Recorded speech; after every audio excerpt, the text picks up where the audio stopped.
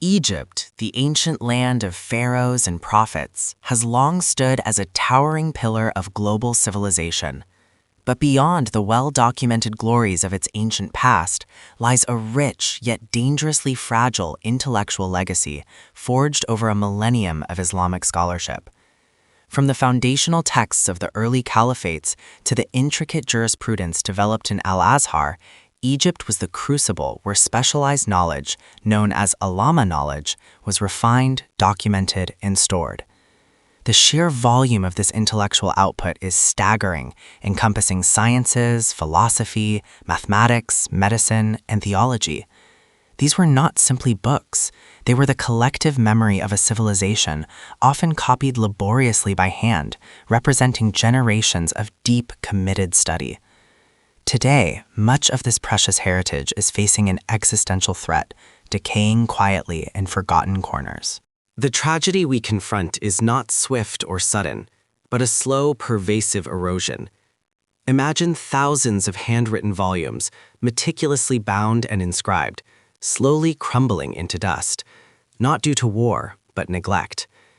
This silent catastrophe is ongoing in countless mosques, private collections, and institutional libraries across Egypt.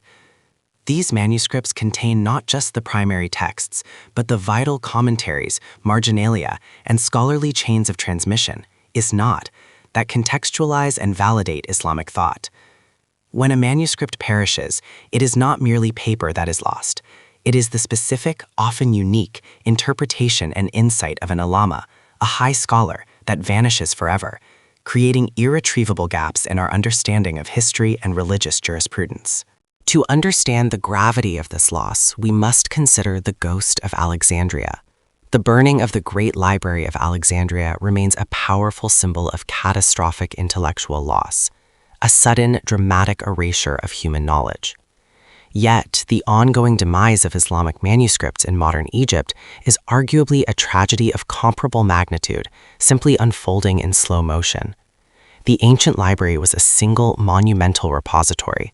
Today's loss is distributed across hundreds of smaller, less visible collections, making the overall toll harder to quantify, but equally devastating. Each damaged volume is a localized fire, silently consuming specialized knowledge passed down since the Fatimid, Ayyubid, and Mamluk periods. We risk losing the specific intellectual trajectory of Islamic civilization, just as the classical world lost access to vast stores of Hellenistic thought. The accumulation of these libraries reached its zenith during the Mamluk and early Ottoman periods. Cairo, in particular, became the unrivaled center for Islamic learning after the Mongol destruction of Baghdad. Grand institutions were endowed by sultans, emirs, and wealthy merchants, ensuring that scholars had access to the most authoritative texts. Scholars weren't just preserving knowledge, they were expanding it exponentially, writing exhaustive commentaries, producing astronomical charts, and compiling vast encyclopedias of medicine. Many of these manuscripts were meticulously cataloged in the great mosque libraries, such as those associated with the madrasa of Sultan Hassan or Al-Azhar itself. These libraries were dynamic workshops of intellect, requiring continuous upkeep, humidity control, and dedicated staff, a dedication that has waned dramatically in the last century. Several modern factors accelerate this devastation. Firstly, environmental pressures are relentless. Egypt's climate, particularly the high humidity near the Nile Delta and the dry, fluctuating temperatures in Upper Egypt, is fundamentally hostile to paper and organic materials. Secondly, political and economic instability over the past decades has shifted government priorities away from cultural preservation toward pressing social needs. This lack of sustained funding means that libraries lack the necessary conservation experts, climate control systems, and acid-free storage materials.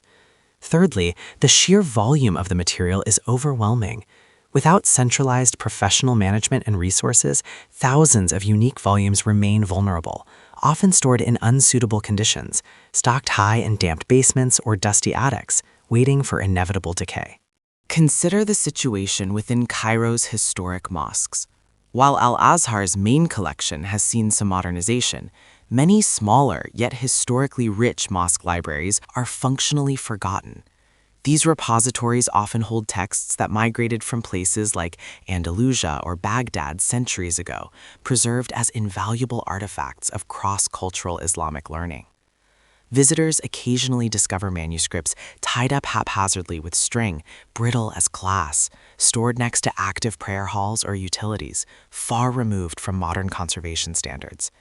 A single termite infestation, a pipe burst, or a sudden rise in temperature can wipe out irreplaceable history in hours. These hidden collections are often poorly documented, meaning scholars outside Egypt may not even know which specific, unique Ulama interpretations reside within, making rescue efforts complex and reactive rather than preventative. What exactly is the nature of this perishing ulama knowledge? It is not simply the Quran or Hadith, which are widely preserved. We are losing the subtle, complex layer of specialized scholarly work. For instance, the detailed commentaries, shuruf, on specific legal issues, minority opinions from the Hanafi school in the 14th century, or unique Sufi explanations of metaphysics. In medicine, lost texts might contain detailed pharmacological recipes, anatomical observations, or clinical practices unique to Egypt during the Ayyubid era. The loss of these texts breaks the intellectual chain, forcing modern scholars to rely on secondary sources, or worse, to guess at the historical development of complex Islamic thought. The specialized knowledge that allowed Islamic civilization to lead the world in many scientific and philosophical domains is literally dissolving. The vulnerability of Egypt's cultural heritage is further exploited by illicit manuscript trafficking. As unique volumes decay due to neglect, they become easier targets for thieves seeking to profit from the international rare book market. These networks target marginalized collections that lack adequate security and cataloging, stripping the region of its unique intellectual capital. Manuscripts smuggled out often end up in private collections in the West or the Gulf, where they become inaccessible to the Egyptian public and local scholars who need them most. The financial incentives are high, and the enforcement is often inadequate, creating a relentless drain on Egypt's heritage. This theft is akin to intellectual colonization, denying the rightful custodians access to their own history and knowledge base. The most insidious destroyer is often simply nature and time. Humidity fosters mold and mildew, turning pages into brittle, fused blocks. Termites, silverfish, and bookworms consume centuries of wisdom, turning fine paper into mere fibers. The ink itself, sometimes based on iron gall, chemically eats through the paper over time, a self-destruct mechanism inherent in the material. This environmental carnage demands active, expensive, and specialized conservation, a level of care that is unsustainable without robust, long-term state sponsorship or international aid. Every day that passes without intervention seals the fate of another irreplaceable manuscript, ensuring that the ulama's meticulous work becomes nothing more than chemical sludge and insect debris. Fortunately, the crisis is not completely ignored. There are dedicated organizations, both governmental and private, working tirelessly to preserve what remains.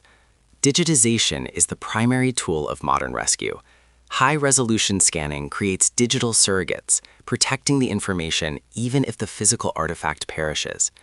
Institutions like the Institute of Arabic Manuscripts and various university centers are pioneering efforts to catalog and treat these fragile items.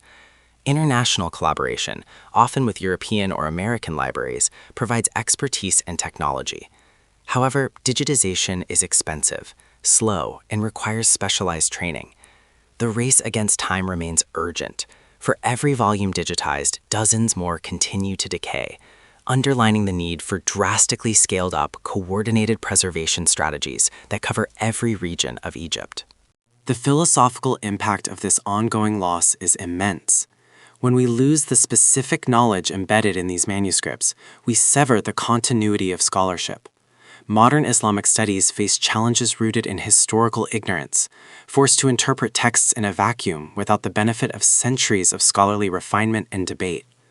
We lose the ability to fully appreciate the intellectual pluralism and sophistication of past eras. The ulama's world was one of intellectual rigor, where different schools of thought interacted robustly. The loss of their primary written output simplifies and flattens history, making complex scholarship appear monolithic or less nuanced than it truly was. Retrieving and studying these texts is not just historical work. It is essential for fostering an informed, responsible, and tradition-aware understanding of Islam today. The fate of Egypt's Islamic manuscripts serves as a profound warning. Heritage neglected is heritage lost. The accumulated knowledge of 1,000 years, representing the highest intellectual output of the Islamic world, risks following the silent path of the Library of Alexandria's treasures. It is incumbent upon the global community, preservationists, scholars, and governments to act decisively, providing resources and expertise before these unique voices of the Ulama are silenced forever. Their knowledge is a shared human treasure, essential for understanding our past and guiding our future. If we fail, the gaps in history will remain permanent, leaving future generations to mourn the wisdom we allowed to perish. Don't forget to like and subscribe for more updates.